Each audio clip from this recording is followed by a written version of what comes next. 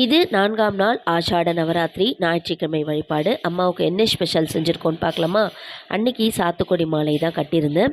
ஞாயிற்றுக்கிழமை மதியத்துக்கு மேலே பஞ்சமி திதி தொடங்கிடுச்சு.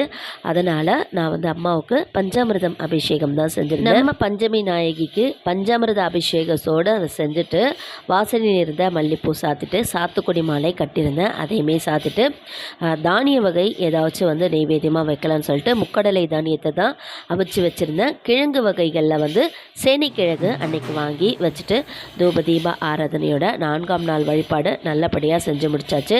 அண்ட் மறுநாள் திங்கட்கிழமை 5ஆம் நாள் வழிபாடு நான் நெக்ஸ்ட் வீடியோவில் அப்லோட் பண்ணிக்கிறேன். நீங்கள் பஞ்சமி திதி செய்ய முடியாதவங்க, செய்ய மறந்துட்டவங்க கண்டிப்பாக அஷ்டமி திதி வரும் 8ஆம் நாள் அன்றைய நாள் வாராகி அம்மாவுக்கு நீங்கள் வழிபாடு செஞ்சு பலனடையலாம். அண்ட் இன்னைக்கு டியூஸ்டே நம்ம முருகப்பெருமானுடைய வளர்பிறை சஷ்டி நாள். இதோட நெக்ஸ்ட் வீடியோவில் பார்க்கலாம். பாய்.